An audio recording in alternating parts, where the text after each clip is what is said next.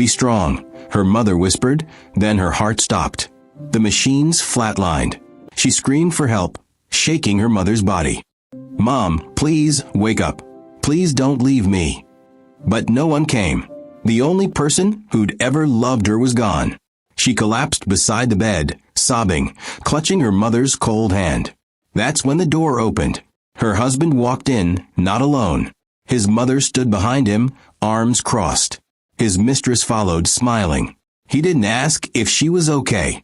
He didn't look at her mother's body. He threw divorce papers onto the deathbed and screamed, "Sign this now.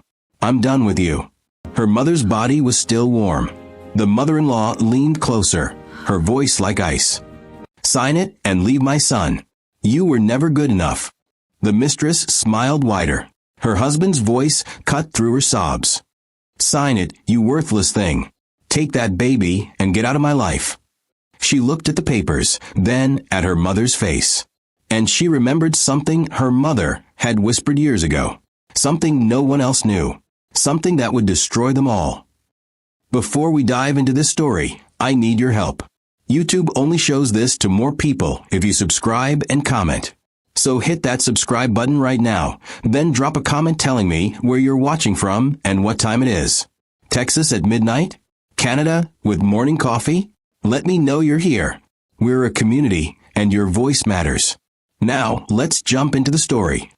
Clara sat frozen in the plastic chair beside her mother's hospital bed, her fingers wrapped around Eleanor's frail hand like it was the only thing keeping her tethered to reality. The room was suffocating. Sterile white walls, flickering fluorescent lights, and the relentless beeping of machines that measured life in numbers Clara didn't want to understand. Her mother's breathing was shallow, uneven, each breath a battle she was losing. Clara had been here for hours, watching the woman who raised her slip away inch by inch, and there was nothing she could do to stop it. "Mom, I'm here," she whispered, her voice trembling. "I'm not leaving. I promise." Eleanor's eyelids fluttered open, just barely, and her lips moved in a weak attempt to speak. Clara leaned closer, her heart pounding. "What is it, Mom? What do you need?" Eleanor's voice came out in a rasp. So faint Clara had to hold her breath to hear it. "I'm sorry, Clara. I'm so sorry I couldn't protect you." Tears burned Clara's eyes, blurring her vision. "Don't say that. You protected me my whole life. You gave me everything." Eleanor's grip tightened, just slightly, her fingers cold and trembling. "Be strong. Even when I'm gone. Promise me you'll be strong." Clara nodded, her throat closing up, her chest heaving with sobs she couldn't hold back. "I promise, Mom. I'll be strong. I'll survive. I swear." For 3 years, Clara had begged Nathaniel to let her mother move in with them. 3 years of pleading, of explaining that Eleanor's health was failing, that she couldn't afford proper care, that she needed a family. Every single time, Nathaniel had looked at her with that calm, detached expression he always wore when he wanted to end a conversation without raising his voice. "We don't have the space, Clara," he'd say, his tone so reasonable it made her feel insane for even asking. And then Vivian, his mother, would step in with that tight, disapproving smile and deliver the final blow. "We are not a charity, Clara. Your mother made her choices. She'll have to live with them." Nathaniel never argued. He never defended Clara. He just nodded, stood up, and walked away, leaving her standing there with the weight of her mother's suffering pressing down on her chest. So Clara had done the only thing she could. She visited in secret. She paid the hospital bills with money she scraped together from skipping meals, from selling the jewelry her mother had given her years ago, from hiding cash in places Nathaniel would never think to look. Every receipt was a sin she buried. Every visit was a crime she committed in silence. And Nathaniel never asked. Vivian never questioned. They didn't care where Clara went or why she came home looking like she'd been crying. They were content to let Eleanor rot in a public hospital, alone and forgotten, because acknowledging her existence would have been inconvenient. Now on this freezing February night, with snow falling outside the window and the machines slowing their rhythm, Eleanor was dying, and Clara was the only one holding her hand. Her mother's breathing hitched, stuttered, and then stopped. The monitor flatlined with a single, piercing tone that cut through the room like a scream. Clara's body went numb. She couldn't move, couldn't breathe, couldn't process what had just happened. "No," she whispered, shaking her head. "No, no, no, please, Mom, please don't leave me." But Eleanor's hand went limp in hers, and the warmth drained from her skin, and Clara knew it was over. She pressed her forehead against her mother's hand and sobbed, her whole body shaking, her heart ripping apart in her chest. She had nothing left. No family, no support. No one cared if she lived or died. And then the door opened. Clara looked up, her vision blurred with tears, expecting a nurse to tell her it was time to go. But it wasn't a nurse. It was Nathaniel. He stood in the doorway, tall and composed, holding a folder in his hands. Behind him, Vivian entered with her arms crossed, her face tight with irritation, like she'd been inconvenienced by having to come here at all. And behind her, stepping into the room with slow, deliberate confidence, was Vanessa, the mistress, the woman Nathaniel had been sleeping with for over a year. The woman Clara had pretended not to know about because confronting it would have shattered the last fragile piece of dignity she had left. Clara's breath caught in her throat. "What are you doing here?" Her voice came out broken, barely audible. Nathaniel didn't answer. He walked to the bed, his shoes clicking against the tile floor, and placed the folder down. Not on the table, not on the chair, on the bed, right next to Eleanor's lifeless arm. Clara stared at it, her mind struggling to understand. "What is that?" Nathaniel looked at her, and for the first time in their marriage, she saw something other than indifference in his eyes. She saw relief. Divorce papers. The words hit Clara like a physical blow. Her stomach dropped. Her ears rang. She couldn't breathe. "You're divorcing me? Right now?" "My mother just died, Nathaniel. She just died." He didn't flinch. "I'm done pretending, Clara. I've been patient with you. I've tolerated your constant need for validation, your tears, your weakness. But you embarrassed me at the last dinner party. You made me look like a fool in front of my colleagues. I can't keep doing this." Clara's hand shook. Her chest heaved. "I didn't do anything. I was quiet the entire night. I barely said a word." Vivian stepped forward, her voice sharp and cold. "That's the problem, Clara. Your silence is pathetic. Your presence is an embarrassment. Nathaniel deserves better. He always has." Clara looked at Vanessa, who stood there smiling, her eyes gleaming with satisfaction. "You brought her here?" Clara's voice cracked. "You brought your mistress to my mother's deathbed?" Nathaniel sighed, like she was being dramatic. "This has nothing to do with Vanessa. This is about you. About your failure as a wife. You've been a burden from the beginning, Clara. I'm just finally doing something about it." Clara's vision blurred. Her hands moved instinctively to her stomach, clutching the small swell she'd been hiding for weeks. "I'm pregnant." The room went silent. Nathaniel froze. Vivian's eyes widened, then narrowed into slits. Vanessa's smile faltered just for a second. Clara's voice shook as she spoke, desperation pouring out of her. "I'm carrying your child, Nathaniel. Doesn't that mean anything to you? Doesn't that change anything?" Nathaniel stared at her, his jaw tight, his eyes cold. And then Vivian spoke, her voice cutting through the air like a knife. "The baby will be better off without you." Clara's heart stopped. "What did you just say?" Nathaniel picked up the folder and held it out to her. "Sign the papers, Clara. Don't make this harder than it needs to be." She couldn't move. She couldn't think. Her mother's body was still warm beside her. Her baby was growing inside her, and her husband was standing there, demanding she give up everything. "Please," she whispered, her voice breaking. "Just give me time to bury her. Please, Nathaniel. Just a few days." But he was already walking toward the door. Vivian followed, not even looking back. Vanessa lingered, her eyes sweeping over Clara like she was something broken, something disposable.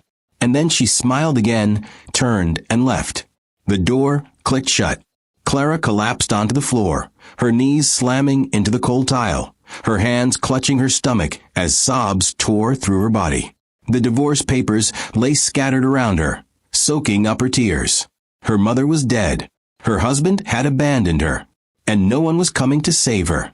But what none of them knew, what Nathaniel had mocked and Vivian had dismissed and Vanessa had smiled at, was that the woman lying in that hospital bed had been hiding something. Eleanor hadn't been powerless. She hadn't been worthless. She had been something else entirely. And in just a few days, when the will was read, everything would change. But tonight, Clara didn't know that. Tonight, she was just a broken woman on a hospital floor, clutching the last pieces of a life that had been ripped away from her. Could you have survived that? Would you have stayed silent, or would you have fought back right there? Clara sat alone in the small apartment she'd rented with the last of her savings, staring at the divorce papers spread across the table like evidence of a crime she didn't commit. Her mother had been buried 3 days ago in a quiet cemetery on the edge of town, attended only by Clara and a priest who didn't know Eleanor's name. Nathaniel hadn't come. Vivian hadn't sent flowers. Vanessa had probably celebrated. The funeral had been quick, cold, and unbearably lonely. And now Clara was left with nothing but memories and the crushing weight of betrayal pressing down on her chest. She traced her fingers over the papers, reading Nathaniel's signature at the bottom, so casual, so final, like their marriage had meant nothing, like she had meant nothing. Her hand moved to her stomach, where the baby was growing, small and fragile, the only thing she had left to protect. "I won't let them take you," she whispered. "I won't let them win." The betrayal hadn't started in that hospital room. It had been built for years, carefully constructed, brick by brick, by Nathaniel and Vivian, who had turned cruelty into an art form.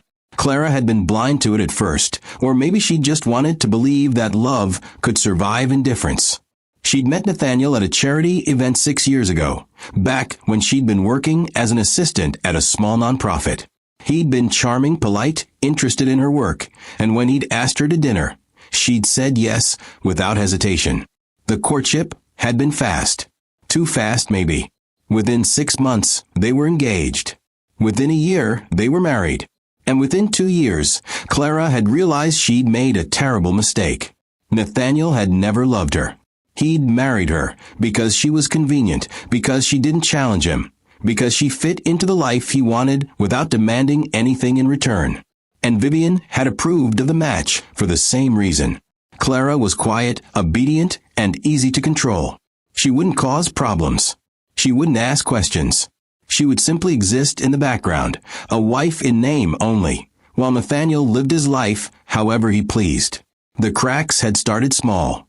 Nathaniel would forget to tell her about family dinners until the last minute, then blame her for being unprepared when she showed up looking tired. Vivian would make comments about Clara's clothes, her hair, her voice, always framed as advice, but delivered with a smile that made it clear she was being insulted. "You really should try harder, dear," Vivian would say, her voice dripping with false concern. Nathaniel's colleagues have expectations. You wouldn't want to embarrass him. Clara had tried. She'd bought new dresses, changed her hairstyle, practiced smiling in the mirror so she'd look more confident. But it was never enough. Nathaniel would still find something to criticize, something to use as proof that she wasn't fit to be his wife. And every time she tried to defend herself, Vivian would step in with a calm, measured tone that made Clara feel insane for even trying. "You're being dramatic, Clara. No one is attacking you. We're just trying to help."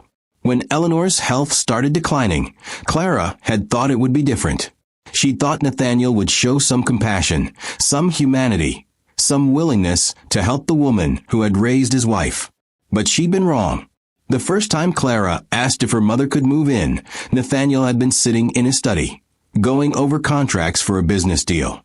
Clara had knocked softly, waited for permission to enter, and then stood in the doorway, her hands clasped in front of her like a child asking for something she knew she didn't deserve. "Nathaniel, I need to talk to you about my mom." He hadn't looked up from his papers. "What about her?" Clara had stepped closer, her voice quiet but urgent. "She's getting worse. The doctors say she needs someone to take care of her full-time. I was thinking maybe she could move into the guest room, just until she gets better." Nathaniel had finally looked up, his expression neutral, almost bored. "We don't have the space, Clara." She'd blinked confused. We have 3 guest rooms. We never use them. He'd sighed, setting down his pen like she was wasting his time. It's not about the physical space. It's about the lifestyle we've built. Your mother doesn't fit into that. She'd be uncomfortable here. She'd be a burden. Clara's chest had tightened. She's my mother, Nathaniel. She's not a burden. She's sick. He'd gone back to his papers, dismissing her without another word. Talk to my mother about it. She handles household decisions. So Clara had gone to Vivian, knowing it was a mistake, but hoping, desperately, that maybe she'd find some sympathy there. Vivian had been in the sitting room, sipping tea and reading a magazine, her posture perfect, her expression serene. Clara had sat down across from her, her hands trembling. Vivian, I wanted to ask you about something. Vivian had set down her magazine, her smile polite but cold. Of course, dear. What is it? Clara had explained the situation, trying to keep her voice steady, trying not to sound like she was begging. But halfway through, Vivian had raised a hand, stopping her mid-sentence. Clara, I understand you're concerned about your mother, but we are not a charity. We have a certain standard to uphold, and bringing in someone who requires constant care would disrupt that. Your mother has her own resources. She can manage on her own. Clara had shaken her head, her voice breaking. She doesn't have resources, Vivian.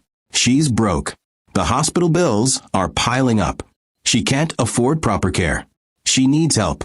Vivian had taken another sip of her tea, completely unbothered. Then she should have planned better. Poor financial decisions are not our responsibility, Clara. You need to accept that. Clara had left that conversation feeling like she'd been slapped. But she hadn't given up. She tried again and again and again, each time met with the same cold refusal, the same dismissive logic, the same subtle accusation that she was being unreasonable for even asking. And every time she pushed, Vivian would lean closer to Nathaniel, whispering in his ear, reinforcing the idea that Clara was a problem, that she was weak, that she was dragging them down. Clara had started to notice the way they looked at each other during those conversations, the way Vivian's eyes would flicker with satisfaction when Nathaniel agreed with her, the way they moved in perfect sync, like co-conspirators executing a plan. They weren't just refusing to help Eleanor. They were orchestrating Clara's isolation piece by piece, ensuring she had no support, no power, no way to fight back. So Clara had done the only thing she could. She'd started visiting her mother in secret, paying the bills with money she'd saved from years of small sacrifices. She'd sold the necklace her mother had given her for her birthday. She'd skipped meals to save grocery money. She'd hidden receipts in the lining of her purse, tucked hospital statements under the mattress, and lied to Nathaniel about where she was going every time she left the house. I'm running errands, she'd say, and he'd nod, not caring enough to ask follow-up questions. Vivian never questioned her either. They were content to let Clara disappear for hours at a time, as long as she came back quiet, obedient, and broken. And she had been broken. Every visit to the hospital had chipped away at her spirit. Every time she'd watched her mother struggle to breathe, struggle to stay awake, struggle to hold on, Clara had felt the weight of her own powerlessness crushing her. She couldn't save her mother. She couldn't stand up to Nathaniel. She couldn't escape Vivian's control. She was trapped, and they knew it. But what Clara hadn't realized, what she couldn't have known during those long, painful months, was that her mother had been preparing for this. Eleanor had watched her daughter suffer in silence, had seen the bruises on her spirit even when there were no marks on her skin, and she had made a plan. A plan so carefully constructed, so meticulously hidden, that no one, not even Clara, would see it coming until the exact moment it needed to be revealed. Eleanor had been poor in appearance, yes. She'd lived in a small apartment, worn old clothes, and never flaunted wealth. But appearances had been her shield, her disguise, her way of protecting what she'd built in secret. And now, lying in a grave on the edge of town, Eleanor's final act of love was about to unfold. Nathaniel and Vivian had spent years dismantling Clara's confidence, her hope, her sense of self-worth. They had whispered lies, planted doubts, and celebrated every moment she'd bent under the weight of their cruelty. Vanessa had waited patiently in the shadows, smiling, knowing her time was coming. But none of them had accounted for Eleanor. None of them had considered that the woman they dismissed, ignored, and sent away to die alone might have been hiding the one thing that could destroy them all. And Clara, sitting in that tiny apartment with divorce papers in front of her and a baby growing inside her, had no idea that the war they'd started was about to turn in her favor. Could you have kept going after everything they did to her? Would you have fought back, or would you have given up? Clara's daughter was born on a rainy Tuesday morning in April, 3 weeks earlier than expected. The labor had been brutal, lasting 14 hours, and Clara had gone through it alone in a hospital room with peeling paint and flickering lights. No husband, no mother-in-law. No one was holding her hand or telling her she was strong.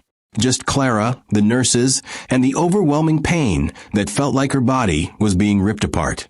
When the baby finally came, when the nurse placed that tiny, screaming bundle in her arms, Clara had felt something shift inside her.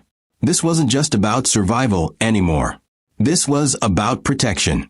This was about making sure her daughter never felt the kind of pain Clara had endured. She looked down at the baby's face, red and scrunched up and perfect, and whispered through her tears, "I'm going to keep you safe. I promise. No matter what it takes." But even as she said it, Clara knew the fight was only beginning. Nathaniel wasn't going to let her go quietly. He wanted control, and now that there was a child involved, he had leverage. The custody battle started before Clara even left the hospital. She'd been in her room for less than 24 hours, still bleeding, still exhausted, when a man in a suit knocked on her door and handed her an envelope. "Clara Whitmore," he'd asked, his voice flat and professional. She nodded, too tired to question it. He'd placed the envelope on her bedside table and left without another word. Clara had stared at it for a long time before opening it, her hands shaking, her heart pounding. Inside were legal documents, stamped and signed, filed by Nathaniel's attorney. He was suing for full custody. The papers claimed Clara was mentally unstable, financially unfit, and emotionally incapable of raising a child. They cited her recent traumatic loss and history of erratic behavior as evidence that she posed a danger to the baby. Clara's vision blurred as she read the words, her chest tightening with panic. They were taking her daughter. They were going to take the only thing she had left.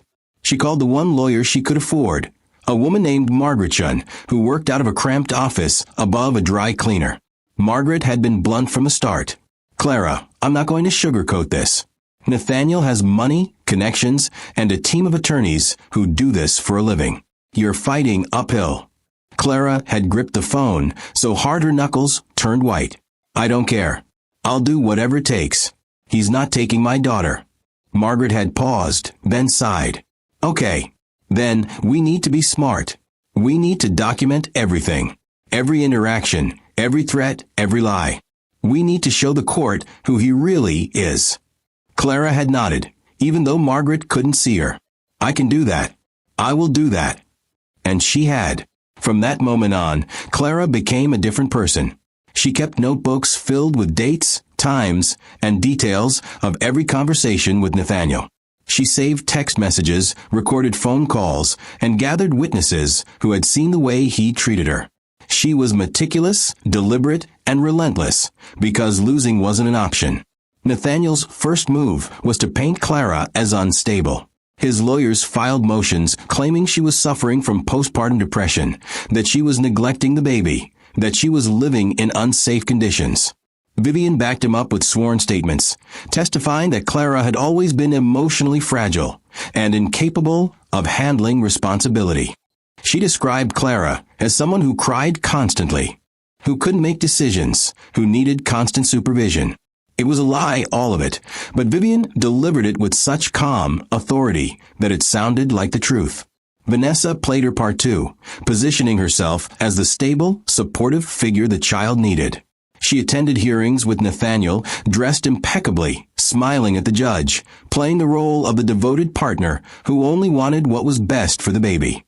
Clara watched from across the courtroom, her stomach churning, her fists clenched, knowing exactly what they were doing. They were erasing her. They were rewriting the story to make her the villain and themselves the heroes. But Clara had something they didn't expect. She had the truth. And she had Margaret, who knew how to fight dirty when it mattered. Margaret dug into Nathaniel's past and found the hospital records from the night Eleanor died. She found the divorce papers he'd served Clara while her mother's body was still warm. She found text messages between Nathaniel and Vanessa that proved the affair had been going on long before Clara's pregnancy. And she found witnesses, nurses who had been there that night, who remembered Nathaniel's coldness, Vivian's cruelty, and Vanessa's smile. Margaret presented it all to the court, piece by piece, building a case that showed Nathaniel not as a concerned father, but as a manipulative man who had abandoned his pregnant wife at her lowest moment. The judge had listened, stone-faced, as Margaret laid it all out. And when Nathaniel's lawyer tried to argue that Clara's grief made her unfit, Margaret stood up and said, "Your Honor, grief is not a crime. Abandoning your pregnant wife at her mother's deathbed is." The courtroom had gone silent. Nathaniel's face had turned red. Vivian had shifted in her seat, her jaw tight. Vanessa had stopped smiling. And Clara had felt, for the first time in months, like maybe she had a chance. But Nathaniel didn't give up. He escalated. He filed motions claiming Clara was hiding assets, that she was uncooperative, that she was poisoning the child against him even though the baby was barely 3 months old. He demanded supervised visitation, drug tests, psychological evaluations. He threw everything he had at her, trying to bury her under paperwork and legal fees, trying to exhaust her until she gave up. Vivian called Clara's landlord, trying to get her evicted. She contacted Clara's former employer, spreading rumors that Clara was unstable and unreliable. She even showed up at Clara's apartment once, unannounced, claiming she wanted to check on the baby, but really just trying to find something she could use against Clara in court. Clara had stood in the doorway, blocking her entry, her voice steady despite the rage burning in her chest. "You're not coming in, Vivian. You have no right to be here." Vivian had smiled, cold and sharp. "I have every right, dear. That child is my grandchild. And when Nathaniel wins custody, you'll never see her again." Clara had closed the door in her face, her hands shaking, her heart racing. But she hadn't broken. She'd gone back inside, picked up her daughter, and held her close, whispering the same promise she'd made in the hospital. "I won't let them take you.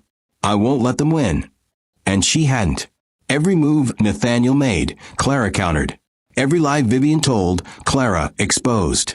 Every time they tried to paint her as weak, she showed up stronger.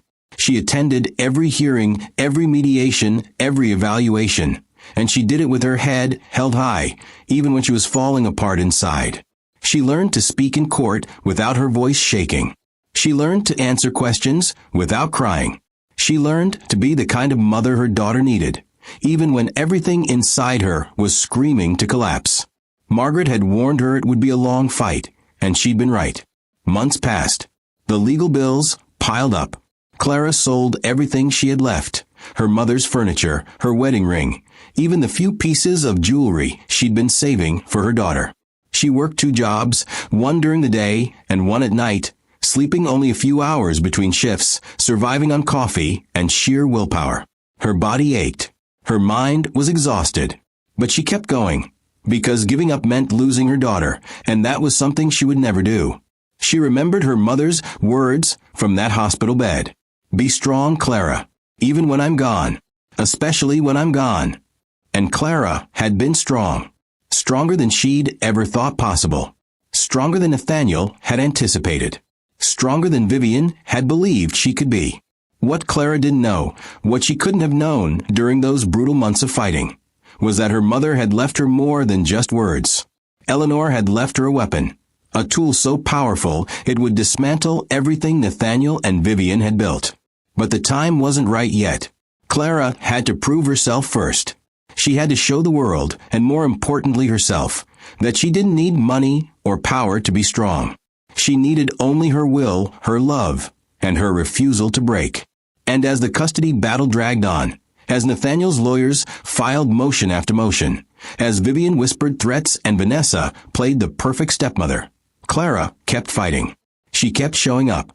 She kept proving that no amount of money, no amount of manipulation, could take away what mattered most. Her daughter was hers. And no judge, no lawyer, no amount of cruelty could change that. The final custody hearing was scheduled for late September, 6 months after her daughter was born. Clara walked into that courtroom with her head high, her evidence organized, her witnesses ready. Nathaniel sat across from her with his team of lawyers, Vivian beside him, Vanessa close by, all of them confident, all of them certain they would win. But Clara wasn't afraid anymore. She'd been through the worst they could throw at her, and she was still standing. And soon, very soon, they would realize they'd made a terrible mistake. Could you have fought that hard for someone you loved? Would you have kept going when everyone said you'd lose? The letter arrived on a Wednesday afternoon, slipped under Clara's apartment door while she was feeding her daughter. She'd almost missed it, nearly stepped right over it on her way to throw out the trash. But something made her stop, made her look down, and there it was. A cream-colored envelope, thick and expensive looking, with her name written across the front in elegant handwriting she didn't recognize. Clara picked it up, her heart beating faster, her fingers trembling as she turned it over. There was no return address, just a wax seal pressed into the back, dark red and official. She'd never seen anything like it. She carried it to the table, set her daughter down in the bassinet, and stared at the envelope for a long moment before opening it. Inside was a single sheet of paper, folded carefully, and a business card. The card was simple, black ink on white stock, with a name and phone number. Henry Caldwell, attorney at law. Clara's stomach dropped. Another lawyer. Another legal threat. She almost threw it away without reading the letter, but something stopped her. This didn't feel like Nathaniel's doing. This felt different. She unfolded the letter and started reading. Dear Clara, you do not know me, but I have been entrusted with matters concerning your late mother, Eleanor Hartley. There are details regarding her estate that require your immediate attention. Please contact my office at your earliest convenience. This is a matter of great importance and confidentiality. Sincerely, Henry Caldwell. Clara read it twice, then 3 times, trying to make sense of it. Estate? Her mother didn't have an estate. Eleanor had died with nothing but medical debt and a closet full of worn clothes. There had been no savings, no property, no assets to speak of. Clara had paid for the funeral with money she'd borrowed from Margaret, and she was still paying it back in small installments. What could this lawyer possibly want? She looked at the business card again, at the phone number printed neatly across the bottom. Part of her wanted to ignore it, to throw it away and pretend it had never arrived. She didn't have the energy for more legal complications, more paperwork, more people trying to take things from her. But another part of her, the part that sounded like her mother's voice in her head, told her to call. Be strong, Clara, even when I'm gone. So she picked up her phone and dialed the number. It rang twice before a woman answered. Caldwell and Associates, how may I help you? Clara's voice came out shaky. Hi, my name is Clara Whitmore. I received a letter from Henry Caldwell. He asked me to call. There was a pause, then the sound of papers shuffling. Yes, Mrs. Whitmore. Mr. Caldwell has been expecting your call. Please hold on. The line clicked and soft classical music played in Clara's ear. She waited, her pulse racing, her mind spinning with questions she didn't have answers to. After what felt like forever, a man's voice came on the line, deep and calm. Mrs. Whitmore, thank you for calling. My name is Henry Caldwell. I've been handling your mother's affairs. Clara's throat tightened. I don't understand. My mother didn't have any affairs to handle. She died with nothing. There was a pause, and when Henry spoke again, his voice was softer, almost gentle. Mrs. Whitmore, I think it would be best if we met in person. There are things I need to explain to you. Things your mother wanted kept confidential until the right time. Can you come to my office tomorrow? Clara's hands shook. I don't know. I have a baby. I'm in the middle of a custody battle. I can't just drop everything and, Henry interrupted, his tone firm but kind. Mrs. Whitmore, I understand you're going through a difficult time, but I promise you, this is worth your time. Your mother left instructions. Very specific instructions. and she made it clear that you were not to learn about any of this until after her passing. Clara's chest tightened. Learn about what? Henry hesitated, then said quietly, your mother's estate. Her assets. Her legacy. She left everything to you, Clara. And it's far more than you realize. Clara's breath caught. What are you talking about? My mother had nothing. We struggled our entire lives. She died in a public hospital because we couldn't afford anything better. Henry's voice was steady, careful. That's what she wanted people to believe. But the truth is very different. Please, Mrs. Whitmore, come to my office. Let me show you what your mother built. The next day, Clara stood outside a glass high-rise in the financial district, holding her daughter against her chest, staring up at the building like it might swallow her whole. She'd taken 2 buses to get here, dressed in the only clean shirt she had left, her hair pulled back in a ponytail because she didn't have time to do anything else. She felt out of place, like she didn't belong in a world of polished lobbies and people in expensive suits. But she'd come this far. She couldn't turn back now. She pushed through the revolving door and walked to the reception desk, her heart pounding. I'm here to see Henry Caldwell, she said, her voice barely above a whisper. The receptionist smiled, professional and detached. Name. Clara swallowed. Clara Whitmore. The woman typed something into her computer, then nodded. 15th floor. Mr. Caldwell is expecting you. Clara rode the elevator in silence, her daughter asleep in her arms, her mind racing. When the doors opened, she stepped into a quiet hallway lined with dark wood and soft lighting. At the end of the hall was a door with a gold plaque that read Henry Caldwell, attorney at law. She knocked, and a voice called out, "Come in." She pushed the door open and stepped inside. The office was large, filled with bookshelves and leather furniture, a massive desk in the center with a man sitting behind it. He was older, maybe in his 60s, with gray hair and kind eyes. He stood when he saw her, smiling warmly. Mrs. Whitmore, thank you for coming. Please sit. Clara sat, her daughter stirring slightly but staying asleep. Henry sat back down, folding his hands on the desk. I know this must be confusing for you, he said gently, but I'm going to explain everything. Your mother came to me 20 years ago. She hired me to manage her assets, her investments, her properties. She was very clear about what she wanted. No one knew. Not her friend S. Not her family. Not even you.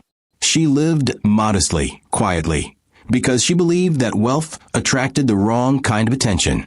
She wanted to protect you, Clara, and she wanted to make sure that when the time came, you would have everything you needed to survive. Clara's head was spinning. I don't understand. What assets? What properties? My mother lived in a one-bedroom apartment. She worked as a cleaner. She had nothing. Henry opened a drawer and pulled out a thick folder, setting it on the desk between them. That's what she wanted people to believe. But your mother was a very intelligent woman. She invested carefully. She bought properties under different names. She built businesses quietly, always staying in the background. And over the course of 30 years, she accumulated significant wealth. He opened the folder and slid a document across the desk. Clara looked down at it, her eyes scanning the numbers, and her heart stopped. That can't be right, she whispered. Henry nodded. It is. Your mother's estate is worth $10 billion. And as of today, it all belongs to you. Clara couldn't breathe. She stared at the document, at the number written there in black ink, and her mind went blank. $10 billion. $10 billion. It didn't make sense. It couldn't be real. How? She asked, her voice breaking. How did she do this? Henry leaned back in his chair. Your mother was brilliant, Clara. She saw opportunities where others didn't. She invested in real estate when it was cheap. She bought shares in companies before they went public. She built partnerships with people who trusted her judgment. And she did it all without drawing attention to herself. She lived below her means, saved every dollar, and reinvested everything. She was patient, strategic, and most importantly, she was disciplined. She never spent more than she needed to. She never showed off. She never let anyone know what she had. because she knew that the moment people found out, they would try to take it from her. Clara's hands shook as she held the document. Why didn't she tell me? Why didn't she let me help her? I could have. Henry shook his head gently. She didn't want you to know, because she knew what it would do to you. She knew the people in your life would try to use it against you. Your husband, your mother-in-law. She saw what they were doing to you, Clara. She saw how they treated you, how they isolated you, how they tried to break you. And she knew that if they found out about the money, they would destroy you. To get to it. So she waited. She waited until she was gone, until you were free from them, until you were strong enough to handle it. And now here you are. Clara's vision blurred with tears. She thought about all the times she'd begged Nathaniel to help her mother, all the times she'd been refused, all the nights she'd spent crying because she couldn't afford proper care. And her mother had been sitting on billions, hiding it, protecting it, waiting for the right moment. She could have told me, Clara whispered. She could have made things easier. Henry's voice was soft. She wanted you to be strong, Clara.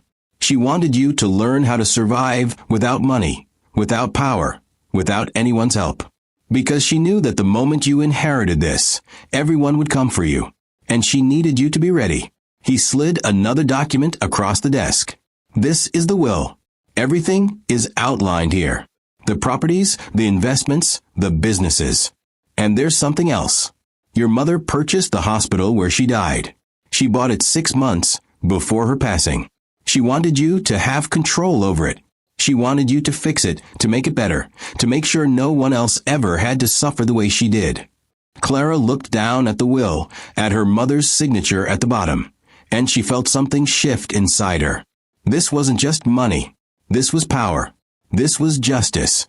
This was everything she needed to protect her daughter and destroy the people who had tried to destroy her. When do I get access to it? She asked, her voice steady now. Henry smiled. As soon as you sign these documents, everything transfers to you. But Clara, I need you to understand something. The moment you do this, your life changes. Nathaniel will know. Vivian will know. Vanessa will know. And they will come for you. They will fight. They will lie. They will do everything they can to take this from you. Are you ready for that? Clara looked down at her daughter, sleeping peacefully in her arms, and she thought about everything she'd been through. The hospital room, the divorce papers, the custody battle, the endless nights of fear and exhaustion. And she thought about her mother, who had endured silently, who had built an empire in secret, who had given Clara the one thing she needed most, a chance.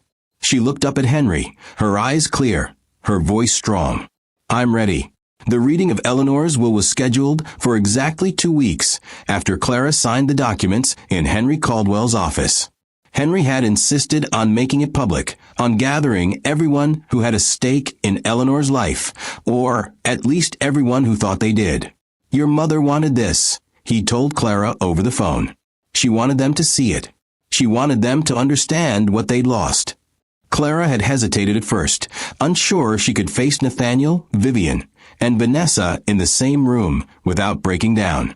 But then she'd remembered the hospital room, the divorce papers placed on her mother's deathbed, the custody battle that had nearly destroyed her, and she'd agreed. Let them see. Let them know. Let them feel every ounce of the pain they'd caused. The reading was held in a conference room at Caldwell and Associates, on the same 15th floor where Clara had first learned the truth. She arrived early, dressed in a simple black dress her mother had bought her years ago, her daughter asleep in a carrier strapped to her chest. Henry was already there, arranging papers on the long mahogany table, his expression calm and professional. He looked up when she entered and gave her a small, reassuring nod. Are you ready? He asked quietly. Clara took a deep breath and nodded. I'm ready. The others arrived 15 minutes later. Nathaniel walked in first, his suit perfectly tailored, his expression confident, almost bored, like this was just another business meeting he had to endure. Vivian followed, her head held high, her eyes scanning the room with practiced disdain. And then came Vanessa, dressed in a pale blue dress that was too expensive, too polished, too deliberate. She saw Clara and smiled, that same cold, satisfied smile she'd worn in the hospital room. Clara's stomach churned, but she kept her face neutral, her hands resting gently on her daughter's back. Nathaniel took a seat across from Clara without acknowledging her. Vivian sat beside him, smoothing her skirt with precise, controlled movements. Vanessa lingered near the door for a moment before sitting next to Nathaniel, close enough that their shoulders nearly touched. Henry waited until everyone was settled, then cleared his throat. "Thank you all for coming. We're here today for the reading of Eleanor Hartley's last will and testament. As her attorney, I've been entrusted with ensuring her wishes are carried out exactly as she intended." Nathaniel leaned back in his chair, his arms crossed. "Let's get this over with. I have a meeting at 3. Henry didn't react to the dismissiveness. He simply opened the folder in front of him and began reading. "Eleanor Hartley, being of sound mind and body, hereby declares this to be her last will and testament. To my daughter, Clara Whitmore, I leave the entirety of my estate, including all properties, investments, bank accounts, and business holdings, valued at $10 billion. The room went silent. Nathaniel's arms dropped. Vivian's eyes widened. Vanessa's smile disappeared. Clara sat perfectly still, watching them, her heart pounding, but her expression calm. Nathaniel was the first to speak, his voice tight, controlled. "I'm sorry. Did you just say $10 billion? Henry nodded. "Yes, $10 billion. Eleanor Hartley built a significant financial empire over the course of 30 years, all of which she has left to her daughter." Vivian's face had gone pale. She leaned forward, her hands gripping the edge of the table. "That's impossible. Eleanor was poor. She lived in a terrible apartment. She died in a public hospital. She had nothing." Henry's voice remained calm, almost clinical. "That's what she wanted people to believe." But Eleanor owned multiple properties across the country, held controlling shares in several major companies, and maintained investment portfolios that generated substantial passive income. She lived modestly by choice, not necessity. Nathaniel stood up abruptly, his chair scraping against the floor. "This is insane. There's no way that woman had $10 billion. She was a cleaner. She barely spoke English. She was nothing." Henry's eyes hardened just slightly. She was a brilliant investor and a strategic thinker who chose to live quietly to protect what she'd built. And now, everything she worked for belongs to Clara. Vivian turned to Clara, her voice sharp, accusing. "You knew about this. You've been hiding it this whole time, playing the victim while sitting on a fortune." Clara finally spoke, her voice steady, cold. "I found out 2 weeks ago. The same time you're finding out now. My mother kept it from everyone, including me, because she knew exactly what people like you would do if you found out." Vanessa stood up, her face flushed, her hands shaking. "This isn't fair. Nathaniel was married to you. He has rights. We have rights." Henry shook his head. "No, you don't. The marriage was legally dissolved before Eleanor's passing. Nathaniel has no claim to Clara's inheritance. And even if he did, Eleanor's will is ironclad. Every asset is in Clara's name. There are no loopholes, no contested clauses, no grounds for appeal." Nathaniel's jaw tightened. He looked at Clara, and for the first time, she saw something other than indifference in his eyes.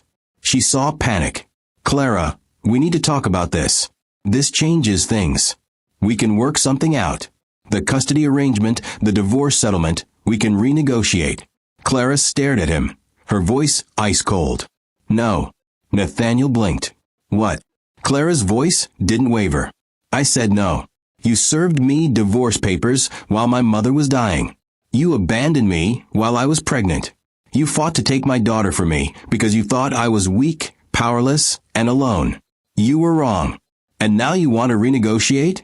Now you want to talk? It's too late, Nathaniel. You made your choice." Vivian stood up, her voice rising. "You ungrateful little," Henry interrupted, his voice sharp. "Mrs. Whitmore, I suggest you sit down. Anything you say in this room can and will be documented. Clara has grounds to pursue legal action for harassment, defamation, and emotional distress. I'd advise you to be very careful with your words." Vivian's mouth snapped shut. She sat down slowly, her face twisted with rage. Vanessa was still standing, her hands clenched into fists, her breathing shallow. "This isn't over," she said, her voice shaking. "We'll fight this. We'll take you to court. We'll prove you manipulated her, that you tricked her into leaving everything to you." Henry pulled out another document and slid it across the table. Eleanor anticipated that response. This is a letter she wrote, dated 3 months before her death, outlining her reasons for leaving everything to Clara. She describes in detail the neglect she experienced, the refusal of support from Nathaniel and Vivian, and the isolation Clara endured during her marriage. She also mentions you, Miss Vanessa, and the affair you conducted with Nathaniel while Clara was pregnant. This letter has been notarized, witnessed, and filed with the court. If you attempt to contest the will, this becomes public record. Vanessa's face went white. She sank back into her chair, her hands trembling. Nathaniel stared at the document, his expression blank, like his mind was trying to catch up with what was happening. Vivian looked like she might faint. Her breathing was shallow, her hands gripping the arms of her chair. Henry continued, his voice calm and measured. Additionally, Eleanor purchased the hospital, where she passed away 6 months before her death. As of today, Clara owns that facility. She also owns the businesses that supply medical equipment to that hospital, the real estate company that manages the properties Nathaniel's family rents for their offices, and the investment firm that holds the majority of Vivian's personal accounts.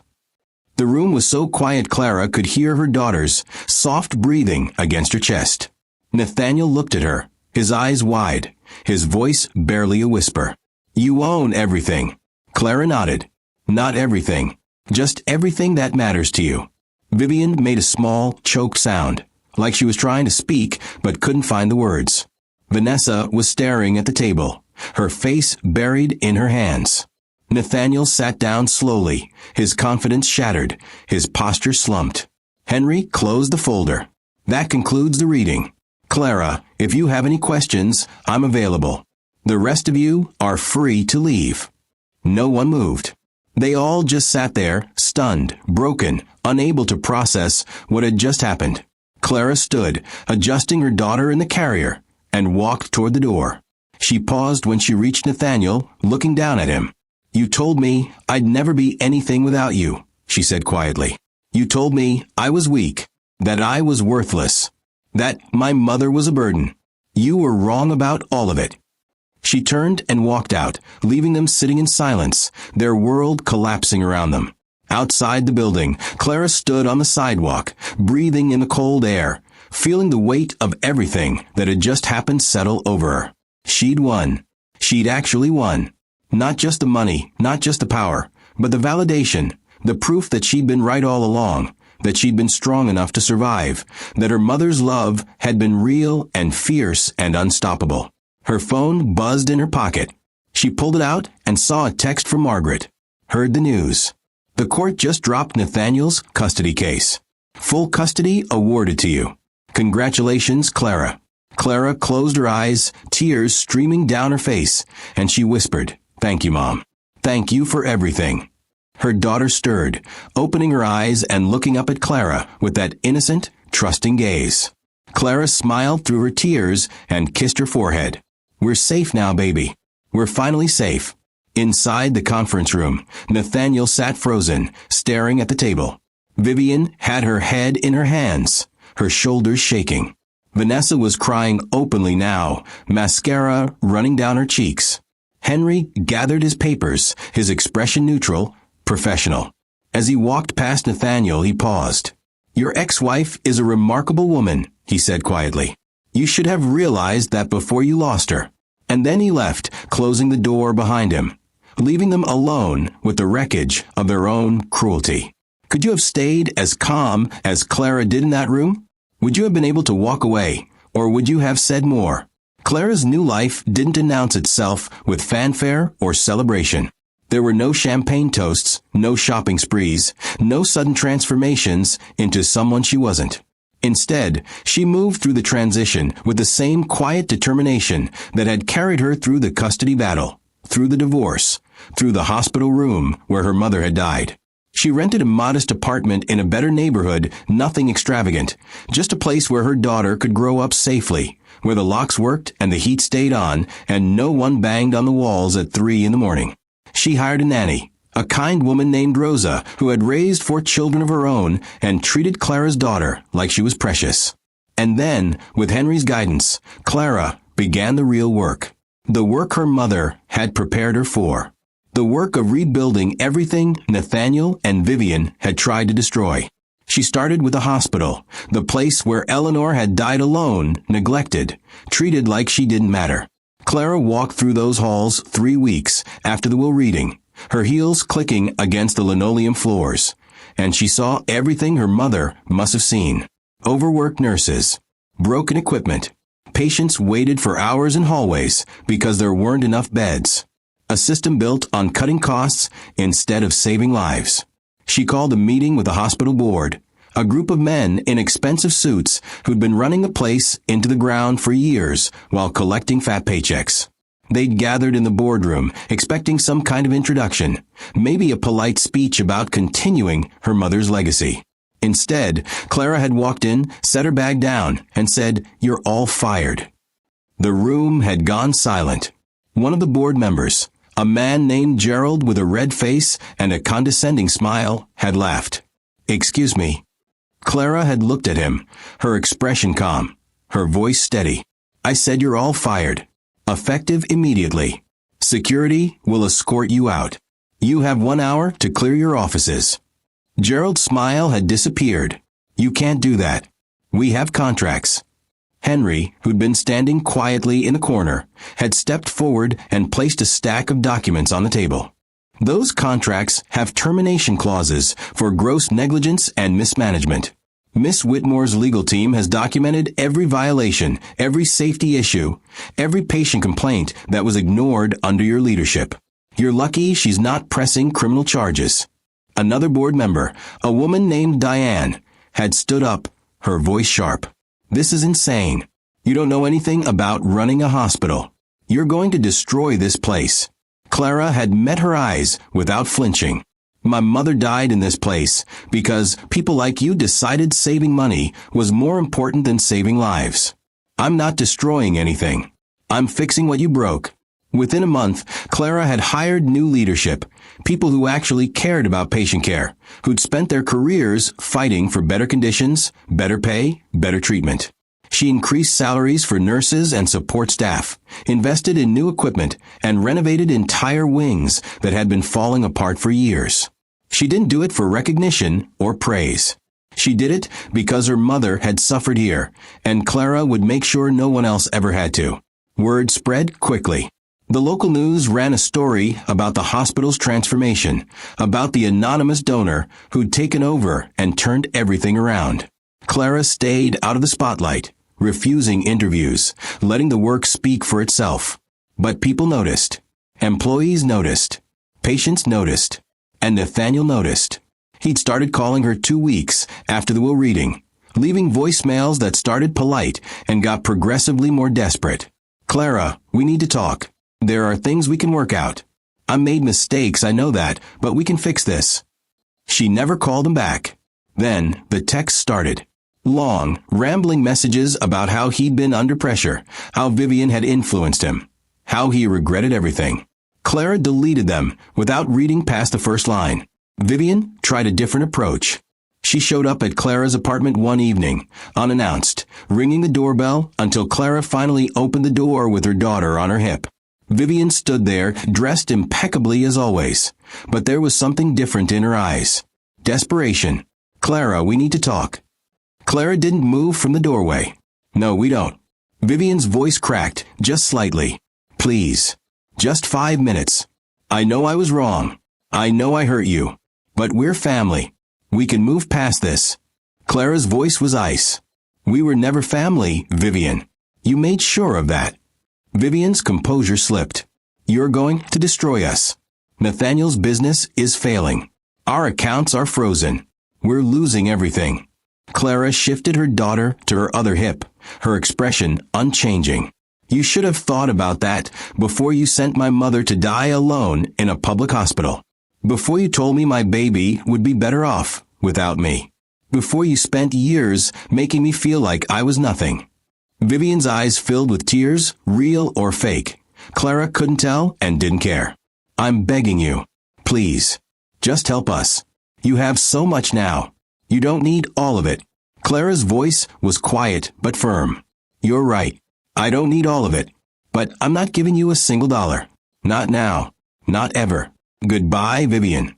And she closed the door. Nathaniel's attempts became more public, more humiliating. He tried to contact Clara's lawyers, demanding meetings, threatening lawsuits, claiming she was using her wealth to manipulate the legal system. Henry shut him down every time, sending polite but firm letters that reminded Nathaniel he had no legal standing, no claim, no leverage. Then Nathaniel tried going to the press, giving an interview to a tabloid about how his ex-wife had suddenly come into money and was refusing to help the father of her child. The article painted Clara as cold, vindictive, a woman who'd turned her back on her family.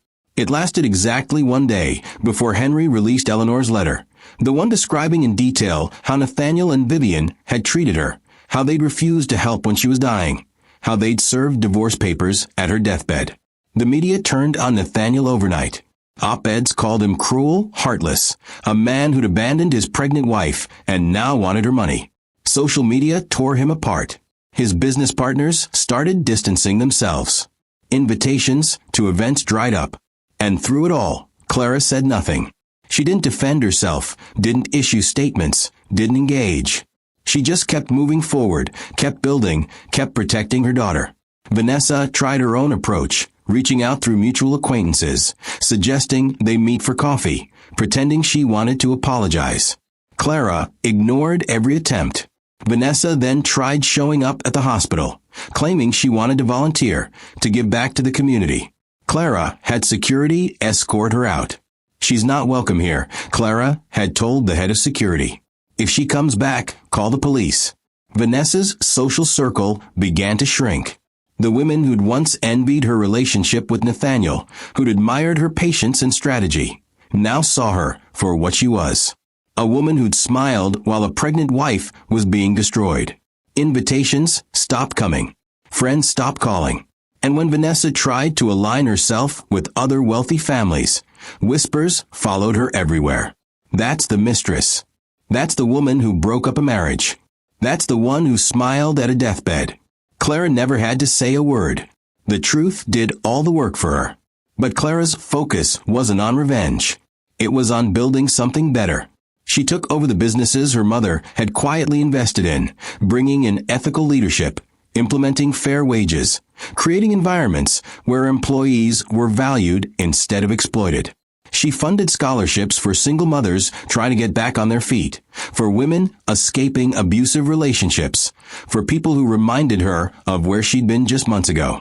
She did it quietly, without press releases or photo opportunities, because the work mattered more than the recognition. Her daughter grew stronger every day, smiling more, laughing more, thriving in a home filled with love instead of fear. Clara would sit with her in the evenings, reading stories, singing songs, and sometimes just holding her close, whispering promises. You're safe. You're loved. You're never going to know what it feels like to be powerless.